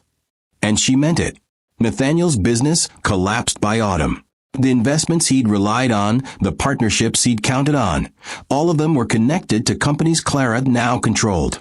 She didn't actively destroy him. She just stopped supporting him. Contracts weren't renewed. Partnerships dissolved. Buildings he'd been renting were sold to other tenants. It wasn't revenge. It was simply removing the safety net he'd always taken for granted. Vivian's social standing crumbled alongside her son's business. The charity board she'd sat on quietly asked her to step down. The country club she'd frequented for decades revoked her membership. The invitations to galas and fundraisers stopped arriving. She'd built her entire identity on status, on being untouchable, on controlling the people around her. And now, watching it all disappear, she had no one to blame but herself. Clara heard about it all through Henry, who kept her updated not because she asked, but because he believed she should know. Nathaniel filed for bankruptcy last week. He told her over coffee one afternoon. Vivian sold her house. They're both living in a small apartment downtown. Clara had taken a sip of her coffee, her expression neutral. Good. Henry had smiled just slightly. Your mother would be proud of you, Clara. But Clara didn't feel triumphant. She didn't feel victorious. She just felt steady, grounded, like she was finally standing on solid ground after years of sinking. She'd survived the worst they could throw at her, and she'd come out stronger. Not because of the money, not because of the power, but because she'd learned what her mother had been trying to teach her all along. Strength wasn't about being loud or aggressive. It was about being patient, strategic, and unshakable. It was about protecting what mattered and letting everything else fall away. And as Clara sat in her apartment watching her daughter sleep, she realized she'd become exactly the kind of woman her mother had always believed she could be. Strong, resilient, unstoppable. How would you have handled the power if you were in Clara's position? Would you have been as restrained, or would you have gone further? Vanessa had always believed patience was her greatest weapon. While other women chased men with tears and demands, she'd waited in the shadows, smiling politely, never pushing, never asking for more than Nathaniel was willing to give. She'd watched Clara struggle through pregnancy, watched her beg for help, watched her cry in corners at family dinners, and Vanessa had smiled through all of it because she knew her time was coming. She'd convinced herself that once Clara was gone, once the divorce was final, she'd step into the life that should have always been hers. Nathaniel's wealth, his status, his family name, all of it would belong to her. She'd played the long game, and she'd been certain she'd won. But now, sitting in her cramped studio apartment with unpaid bills stacked on the counter, and her phone silent for the third day in a row, Vanessa realized she'd been playing a game where the rules had changed without anyone telling her. Clara hadn't just survived. She'd risen. And Vanessa, who'd spent years positioning herself as the better choice, the smarter choice, the woman Nathaniel deserved, was left with nothing. The collapse had started slowly, so subtly Vanessa hadn't noticed it at first. After the will reading, after the news broke about Clara's inheritance, Vanessa had still believed she could salvage things. She'd gone to Nathaniel, found him sitting in his office with his head in his hands, and she'd wrapped her arms around him, whispered reassurances. We'll figure this out. Clara can't keep all of it. There are laws, protections, we'll fight this. But Nathaniel had pulled away from her, his voice hollow. There's nothing to fight. She owns everything. My business, my properties, the accounts I thought were mine. It's all connected to companies she controls now. I have nothing, Vanessa. Nothing. Vanessa had tried to stay calm, tried to be the supportive partner she'd always been. Then we'll rebuild. We'll start over. You're smart, capable, you can do this. But Nathaniel had looked at her with empty eyes. With what money? With what connections? Everyone I knew, everyone who mattered, they're all gone. They don't return my calls. They don't want to be associated with me. I'm toxic, Vanessa. And so are you. That had stung. But Vanessa had pushed past it, convinced he was just stressed, just overwhelmed. She tried reaching out to her own network, the women she'd befriended at charity events, the investors she'd charmed at dinner parties. But the responses had been cold, distant, polite rejections wrapped in excuses. We're not taking on new partnerships right now. I'll have my assistant get back to you. Let's reconnect in a few months. Vanessa had felt the shift, the way people who'd once smiled at her now looked past her, through her, like she was invisible. She'd been Nathaniel's mistress, the woman who'd helped destroy a marriage, and now that Nathaniel was worthless, so was she. The invitations stopped coming. The lunch dates were canceled. The phone calls went unanswered. Vanessa had spent years building relationships based on what Nathaniel could offer, and now that he had nothing, those relationships evaporated like they'd never existed. She'd tried working, applying for positions at firms where she'd once been considered a valuable contact. But her resume, once impressive because of her connections, now fell hollow. She had no real skills, no tangible experience, just years of networking and social climbing that meant nothing without the right name attached to her. The interviews were polite but brief. We'll be in touch. They never were. Vanessa's savings, which she'd thought would last months, drained faster than she'd expected. Rent, utilities, groceries, all the small expenses she'd never worried about when Nathaniel was paying for everything. She'd never realized how much she depended on him, how much her entire life had been built on his wealth. And now, watching her bank account dwindle, watching the creditors call, watching her carefully constructed life crumble, Vanessa felt something she'd never felt before. Fear. Real, suffocating fear that she was going to lose everything. She tried reaching out to Clara once, through a mutual acquaintance who worked at one of the hospitals Clara had restructured. Vanessa had crafted the message carefully, making it sound genuine, apologetic. I know I made mistakes. I know I hurt you, but I'm asking for a chance to make things right. Not for Nathaniel, but for myself. I need help, Clara. Please. The response had come back 2 days later, short and final. Clara said no. She said you made your choice, and now you live with it. Don't contact her again. Vanessa had stared at the message, her hands shaking, her chest tight with rage and desperation. She'd done everything right. She'd been patient, strategic, careful. She'd waited years for this, and it had all been for nothing. Clara, the woman she'd dismissed as weak and pathetic, had won. And Vanessa, who'd always believed she was smarter, better, more deserving, was left with nothing but the wreckage of her own choices. The final blow came in the form of a meeting Vanessa had managed to secure through sheer persistence. A venture capital firm that had once considered partnering with Nathaniel agreed to see her, and Vanessa had walked into that office with her best smile, her most polished pitch, determined to prove she could still be valuable. The meeting had gone well at first. The partners had listened, asked questions, and seemed interested. And then one of them, a woman named Julia with sharp eyes and a sharper tone, had leaned forward. Before we move forward, I need to ask you something. Is it true you were involved with Nathaniel Whitmore while he was married? Vanessa's stomach had dropped. That's personal. It has nothing to do with business. Julia had smiled cold and knowing. Actually, it has everything to do with business. We do our research, Vanessa. We know who you are. We know what you did. And we know that Clara Whitmore now controls a significant portion of the market we operate in. Partnering with you would be a liability. So, I'm going to be blunt. We're not interested. Vanessa had tried to salvage it, tried to argue, but Julia had stood up, signaling the end of the meeting.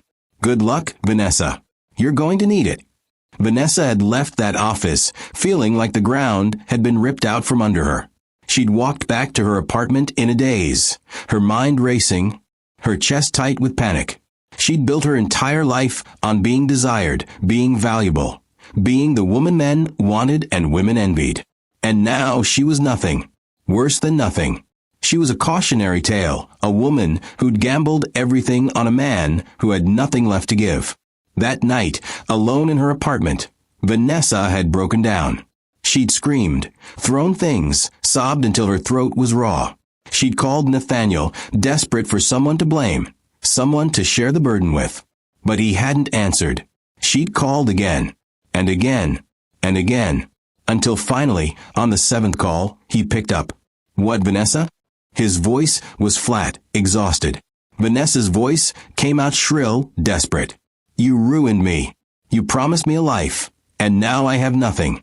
This is your fault. Nathaniel had laughed, bitter and hollow. My fault? You chose this, Vanessa. You chose to be with a married man.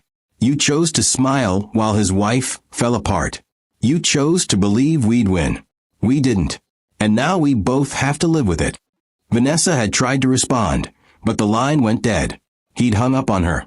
She'd stared at her phone, her hands shaking, her mind spinning with rage and despair. She'd lost everything. Her reputation, her income, her future. And the worst part, the part that made her want to scream until her lungs gave out, was that Clara had done it without lifting a finger. Clara hadn't fought her, hadn't confronted her, hadn't even acknowledged her existence beyond that one final rejection. Clara had simply existed, had simply thrived, and that alone had been enough to destroy Vanessa completely. Because the world didn't care about mistresses who backed the wrong man. The world didn't have sympathy for women who smiled at deathbeds. The world had moved on, and Vanessa was left behind, invisible, irrelevant, forgotten. Weeks passed, and Vanessa's life continued its downward spiral. She moved to a cheaper apartment, then to a room in a shared house with strangers who didn't know her name and didn't care to learn it.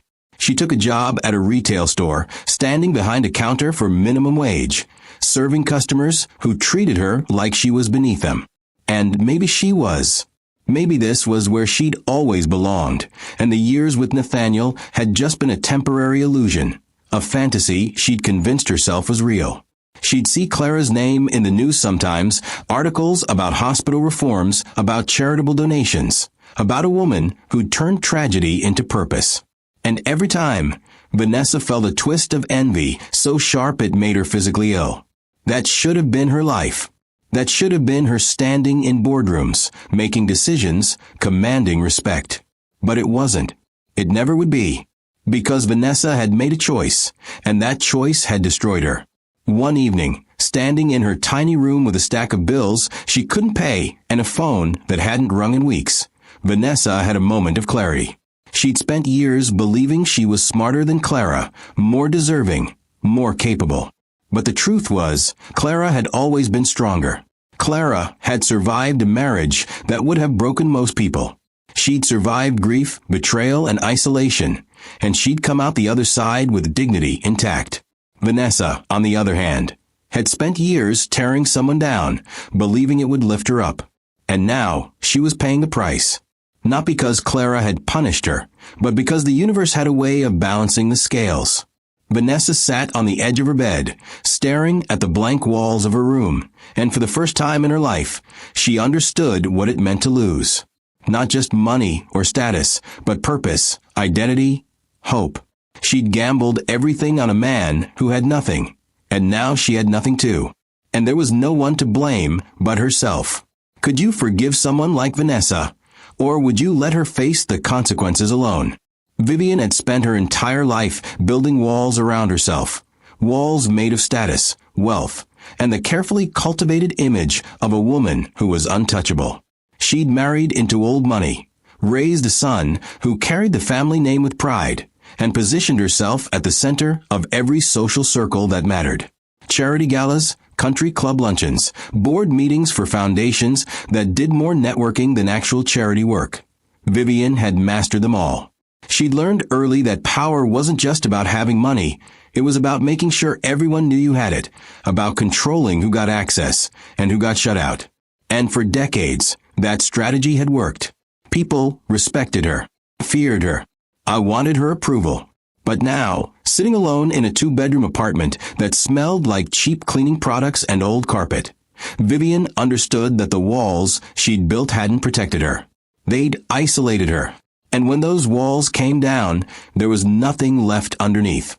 The humiliation had started in public, which made it so much worse. Vivian had been attending the annual Winter Gala for the Riverside Foundation, an event she'd helped organize for over 20 years. She'd walked in wearing a dress she'd bought on credit, her head held high, determined to act like nothing had changed. But the moment she stepped into the ballroom, she'd felt it, the shift. The way conversations paused when she approached. The way eyes flickered away when she tried to make contact. The way people who used to greet her warmly now gave polite nods and moved on. She'd found her usual table, the one reserved for major donors, only to discover her name wasn't on the seating chart. A young woman with a clipboard and an apologetic smile had approached her. "Mrs. Whitmore, I'm so sorry, but there's been a change. Your table assignment was moved. You're over there." She'd pointed to a table near the back, far from the stage, far from the spotlight, surrounded by people Vivian didn't recognize. Vivian's face had burned with embarrassment. There must be a mistake. I've sat at the main table for 20 years. The woman had glanced down at her clipboard, her voice quiet but firm. "I'm sorry, Mrs. Whitmore. The seating was arranged by donation level. Your contribution this year didn't meet the threshold for the main table." Vivian had wanted to argue, to demand to speak to someone in charge, but she'd seen the truth in the woman's eyes. This wasn't a mistake. This was intentional. The foundation knew about her situation, knew about Nathaniel's bankruptcy, knew that the Whitmore name no longer carried the weight it once did. And they'd moved her to the back like she was just another guest, someone who didn't matter. Vivian had walked to her assigned table, her head still high, but her stomach churning with humiliation. She'd sat through the entire evening in silence, watching from a distance, as the people she'd once considered peers laughed and toasted and celebrated without her. No one came to greet her. No one asked how she was doing. She'd become invisible. The social collapse accelerated after that. Invitations that used to arrive weekly stopped coming. The country club, where Vivian had spent decades building relationships and hosting events, quietly revoked her membership. The letter had been polite, citing updated membership criteria and financial restructuring. But Vivian knew the truth. They didn't want her anymore. She wasn't valuable. She was an embarrassment, a reminder that even the most carefully constructed status could collapse overnight. She tried calling friends, women she'd known for 30 years, women she'd helped when there. Marriages fell apart or their children got into trouble. But the calls went unanswered. When she finally reached one of them, a woman named Margaret who'd been her closest confidant, the conversation had been brief and brutal. "Vivian, I can't be seen with you right now. You understand, don't you? People are talking. They're saying awful things about what you did to that poor girl, to Clara. I have grandchildren to think about. I can't be associated with that kind of story." Vivian had tried to defend herself. "I didn't do anything wrong. I was protecting my son. I was protecting our family." Margaret's voice had been cold. "You abandoned a dying woman in a hospital and told her pregnant daughter she was worthless. That's not protecting your family, Vivian. That's cruelty. And now everyone knows it." The phone had gone dead, and Vivian had sat in her apartment, staring at the walls, feeling the weight of her choices crushing down on her. She'd spent years believing that loyalty to family, to status, to the life she'd built was the right thing. But now, facing the consequences, she realized she'd been wrong. She hadn't been protecting Nathaniel. She'd been protecting her own image, her own sense of superiority. And Clara, the daughter-in-law she'd dismissed as weak and insignificant, had been the only one with real strength all along. The worst part wasn't the loss of money or status. It was the realization that she'd traded her humanity for it. She'd looked at a dying woman and decided she wasn't worth helping. She'd looked at a pregnant, grieving daughter-in-law and decided she was better off destroyed. And now, karma has delivered its verdict. Vivian tried to salvage what little she had left. She applied for positions on smaller charity boards, hoping her experience would count for something. But every application was met with polite rejections. She reached out to former colleagues, offering to volunteer, to help with events, to do anything that would give her a sense of purpose again. But no one wanted her. The Whitmore name, once a badge of honor, was now a stain. She'd walk through the city sometimes, passing the buildings she used to enter without a second thought, the restaurants where she used to dine, the shops where she used to spend without checking prices. And she'd feel the weight of her fall, the distance between who she'd been and who she was now. One afternoon, she'd run into an old acquaintance outside a coffee shop. The woman had looked startled, then uncomfortable. "Vivian, I didn't expect to see you here." Vivian had forced a smile. "I live nearby now." The woman nodded, her eyes flickering with something that looked like pity. "I heard about what happened. I'm sorry." But she didn't sound sorry. She'd sounded relieved, like she was grateful it wasn't her standing there, stripped of everything she'd once had. Vivian had started having nightmares, vivid dreams where she was back in that hospital room, watching Eleanor die, watching Clara cry, and in the dream, she'd try to apologize, try to take it back. But Clara would just look at her with empty eyes and say, "It's too late, Vivian. You made your choice." She'd wake up in a cold sweat, her heart racing, her chest tight with guilt she couldn't shake. She'd never thought of herself as a cruel person. She'd convinced herself that everything she'd done had been justified, necessary, the cost of maintaining order and status. But now, alone with nothing but her thoughts, she couldn't escape the truth. She'd been cruel. She'd been heartless. And the woman she tried to destroy had risen while Vivian had fallen. The breaking point came at a small community event Vivian attended, hoping to rebuild some semblance of a social life. She'd been standing near the refreshment table when she'd overheard two women talking. "Did you hear about Clara Whitmore? She just funded a new wing at Riverside Hospital, named it after her mother." The other woman had responded, her voice full of admiration. "She's incredible. After everything she went through, losing her mom, that awful divorce, and she's out here changing lives. That's real strength." The first woman nodded. "And her mother-in-law, what's her name, Vivian? She's living in some tiny apartment now, completely broke. Karma's real, isn't it?" Vivian had stood there, frozen, listening to them talk about her like she was a cautionary tale, a villain in someone else's story. And the worst part was, they were right. She was the villain. She'd earned every bit of scorn, every bit of judgment, and there was nothing she could do to change it. She'd left the event early, walked home in the rain, and collapsed on her couch, sobbing for the first time in years. Not because she'd lost her money or her status, but because she'd lost herself. She'd spent so long being the woman everyone feared and respected that she'd forgotten how to be human. And now, facing the emptiness of her life, she realized she didn't even know who she was anymore. Nathaniel had stopped calling months ago, too wrapped up in his own collapse to worry about hers. Vanessa was gone, disappeared into whatever hole she'd crawled into. Vivian was alone, truly alone, with nothing but regret and the echoes of her own cruelty ringing in her ears. She thought about Clara sometimes, wondered if she ever thought about her, if she ever felt satisfaction knowing how far Vivian had fallen. But Clara didn't need to think about her.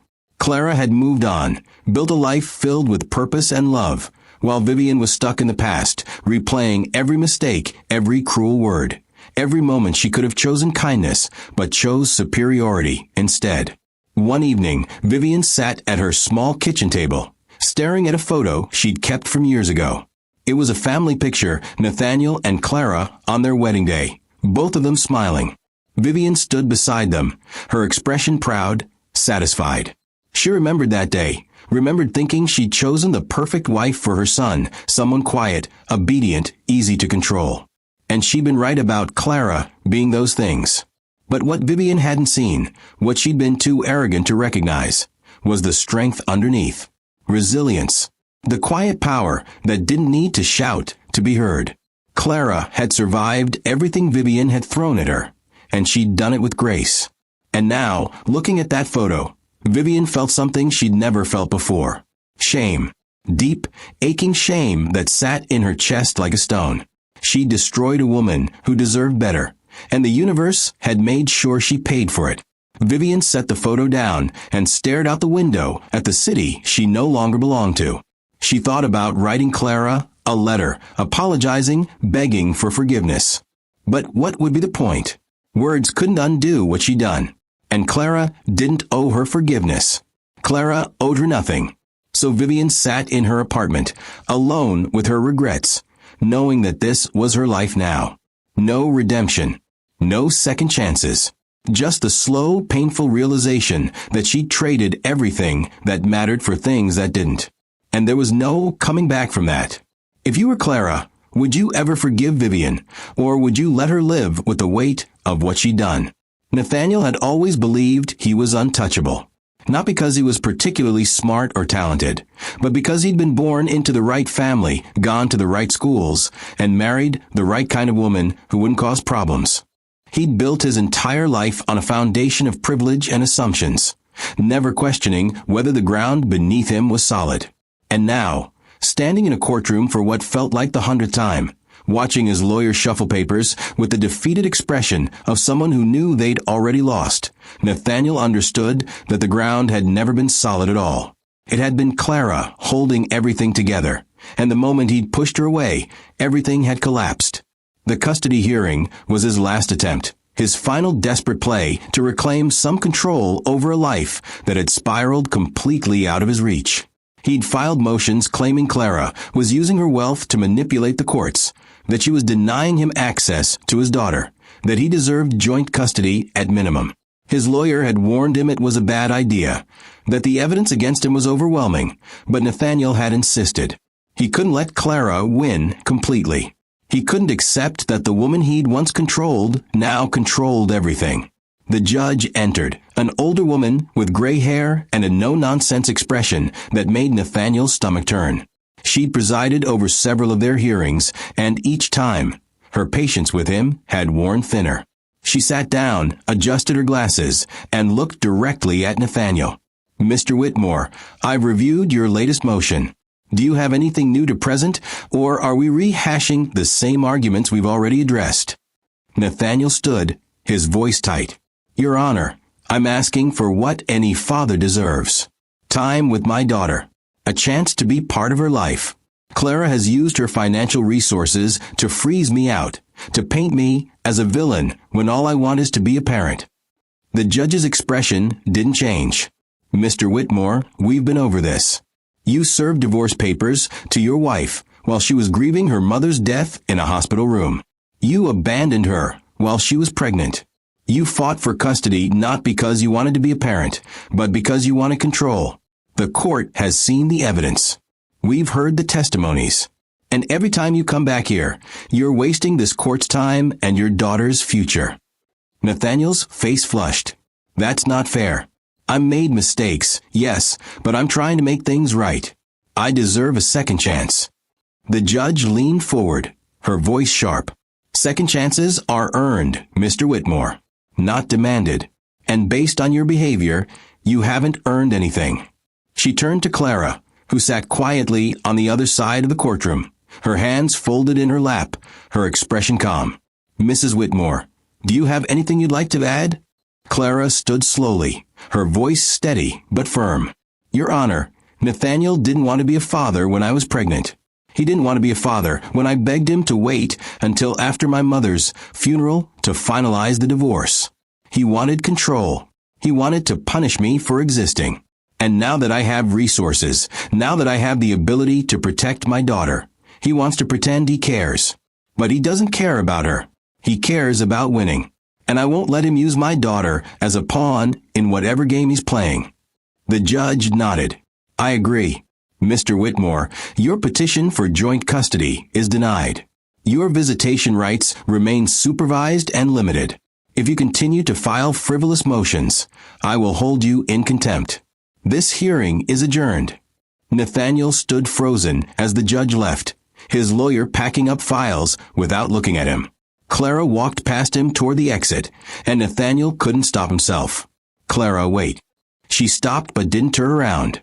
Nathaniel's voice cracked. "Please, just talk to me. 5 minutes. That's all I'm asking." Clara turned slowly, her eyes meeting him for the first time in months.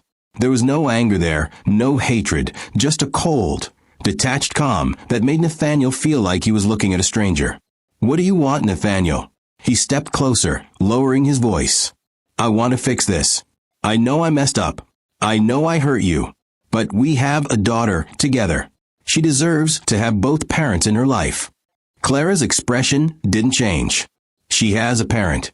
She has me. And she's safe, loved, and protected. That's more than you ever gave her. Nathaniel's desperation broke through. "I was under pressure. My mother was in my ear constantly. Vanessa was." Clara cut him off, her voice sharp. "Don't blame them. You made your choices. You signed those papers. You walked out of that hospital room. You fought to take my daughter from me. Those were your decisions, Nathaniel. Own them." Nathaniel felt his chest tighten, panic rising. "I'm sorry. I'm so sorry, Clara. I was wrong about everything. About you, about your mother, about what mattered. I see that now. Please, just give me a chance to prove I've changed." Clara stared at him for a long moment, and Nathaniel thought maybe, just maybe, she'd soften. But when she spoke, her voice was ice. "You had chances, Nathaniel.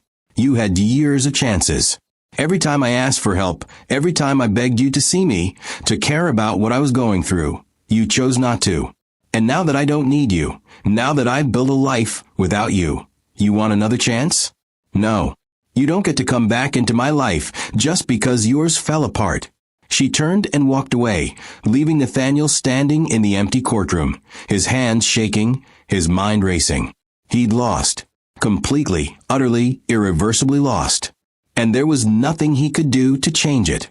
The weeks that followed were a blur of humiliation and defeat.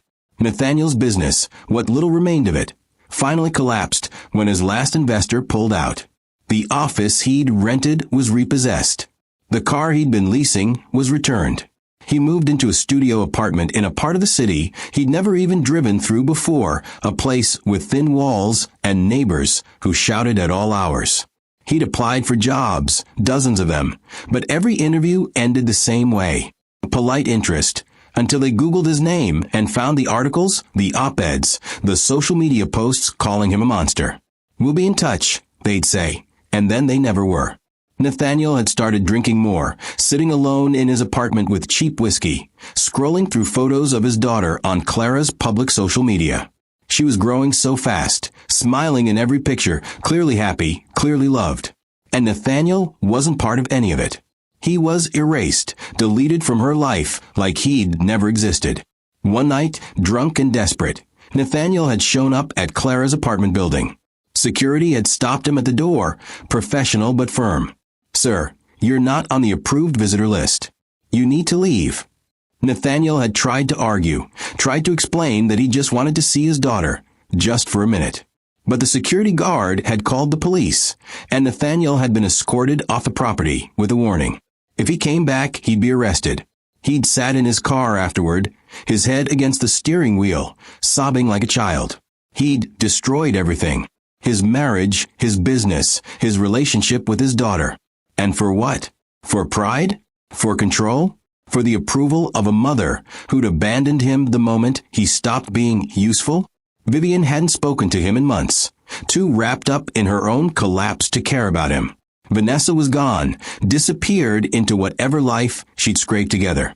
Nathaniel was alone, truly alone, with nothing but the consequences of his own choices. He tried reaching out to old friends, people he'd known since college, guys he'd partied with and done business with. But the responses were cold, distant. "Hey man, I heard what happened. That's rough. Let's catch up sometime." But sometimes it never comes. They didn't want to be associated with him. He was a failure, a cautionary tale. The guy who'd had everything and thrown it away. Nathaniel started seeing a therapist, not because he wanted to change, but because he was drowning and didn't know what else to do. The therapist, a patient woman named Dr. Reeves, had listened to his story without judgment, and then she'd said something that had hit him like a punch to the gut. "You're not grieving the loss of your daughter, Nathaniel. You're grieving the loss of control. You're mourning the version of yourself that had power over someone else's life. And until you understand that, you'll never move forward."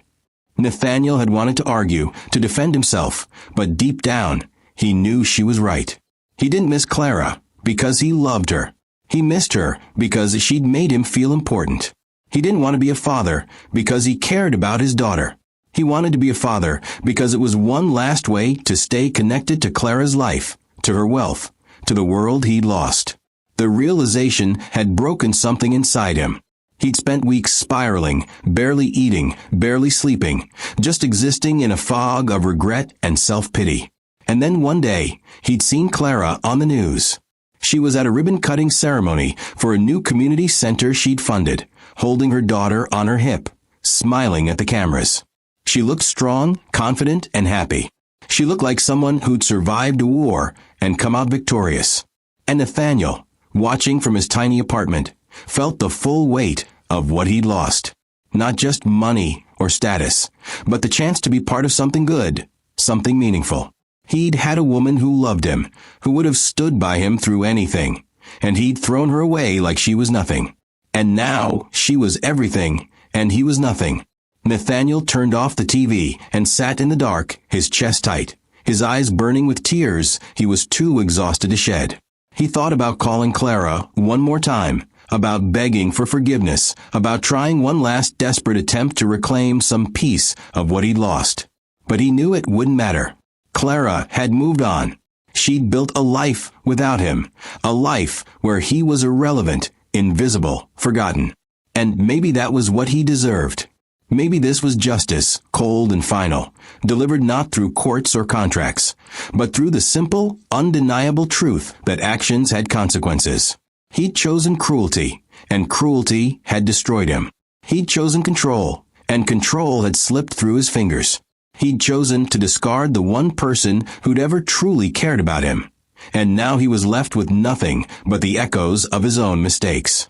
Nathaniel closed his eyes, leaning back against the couch, and for the first time in his life, he accepted the truth. He'd lost, and he'd never get it back. Would you feel any sympathy for Nathaniel, or would you say he got exactly what he deserved? Clara stood at the window of her new home, watching the sun rise over the city, her daughter asleep in the room down the hall. The house wasn't a mansion, wasn't some sprawling estate meant to show off wealth. It was a home, warm and filled with light, with a backyard where her daughter could play safely, with neighbors who smiled and waved instead of judging. Clara had chosen it carefully, not for its size or status, but because it felt right, because it felt like a place where they could both heal and grow. She sipped her coffee slowly, thinking about how far she'd come, how different her life looked now compared to 2 years ago when she'd been sitting in that hospital room, broken and alone. The woman she'd been then felt like a stranger, someone she barely recognized. That Clara had been scared, powerless, convinced she'd never escape the weight of Nathaniel and Vivian's cruelty. But this Clara, the one standing here now, had learned something her mother had tried to teach her all along. The strength wasn't loud. It wasn't about fighting back with anger or revenge.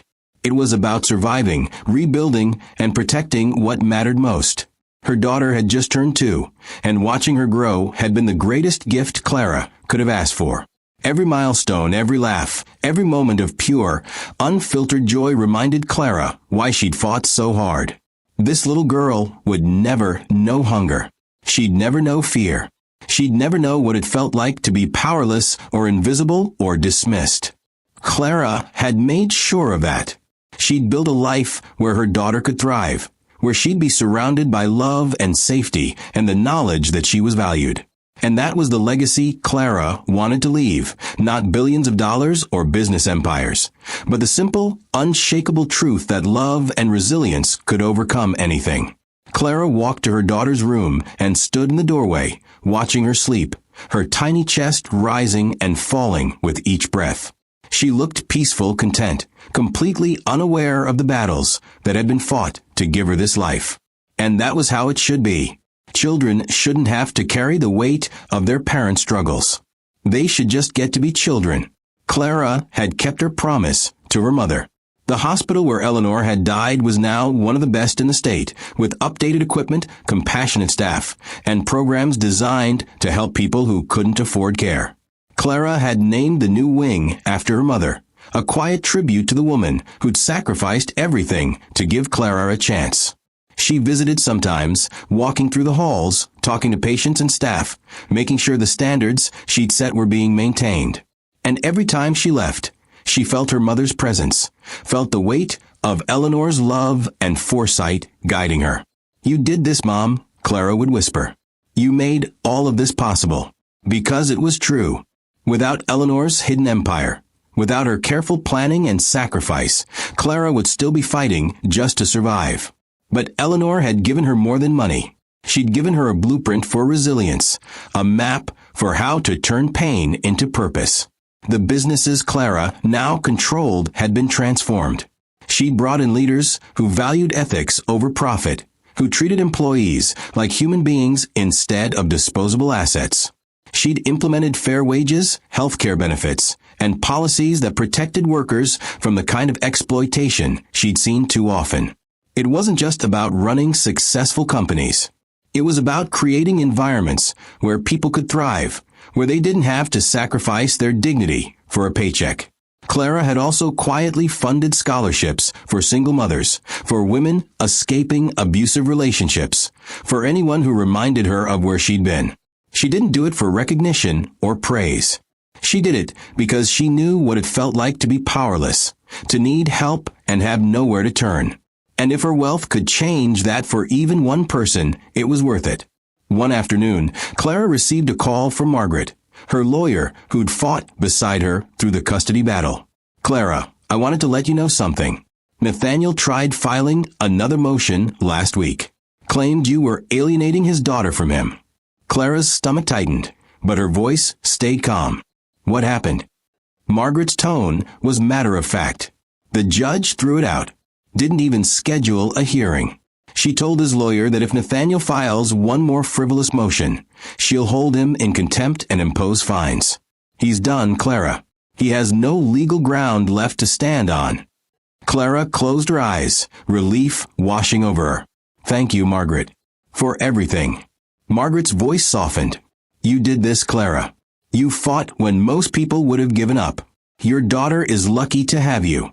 Clara smiled, tears stinging her eyes. I'm the lucky one. That evening, Clara sat with her daughter in the living room, reading her favorite storybook for what felt like the 100th time. Her daughter giggled at the pictures, pointing at the animals and making sounds that were almost words. Clara kissed her forehead and held her close, whispering the same promise she'd made in the hospital. You're safe. You're loved. And you're going to grow up knowing you can do anything. Her daughter looked up at her with wide, trusting eyes, and Clara felt her heart swell. This was what mattered. Not the courtroom victories, not the business deals, not the revenge that had unfolded naturally as Nathaniel, Vivian, and Vanessa faced the consequences of their own choices. What mattered was this moment, this connection, this knowledge that Clara had broken the cycle of cruelty and built something better. Clara had started writing letters to her daughter, letters she'd give her one day when she was older, when she could understand. In them, Clara wrote about Eleanor, about the strength and sacrifice of the grandmother she'd never meet.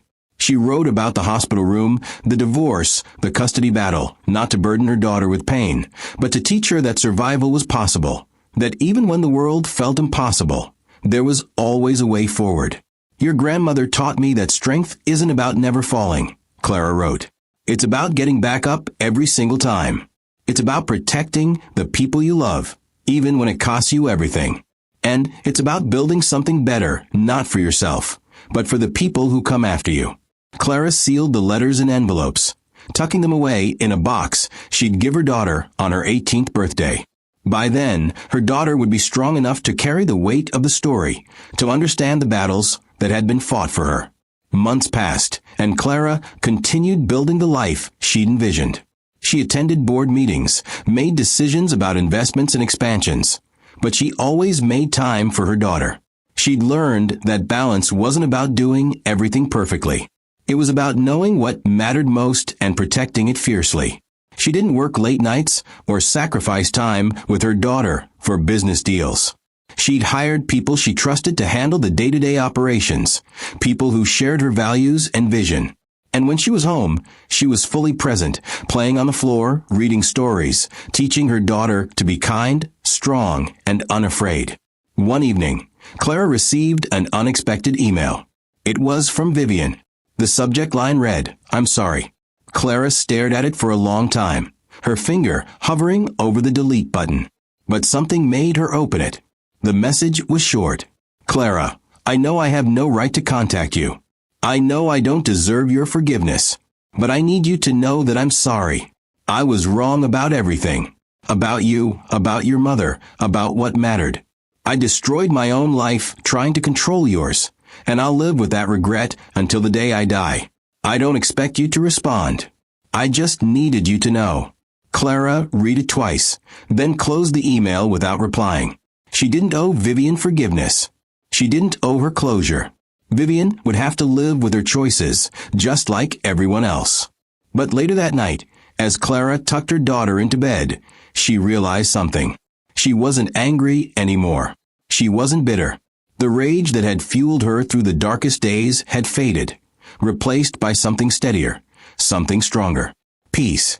She'd won, not because she'd destroyed her enemies, but because she'd built a life they could never touch. Nathaniel was irrelevant. Vivian was powerless. Vanessa was forgotten.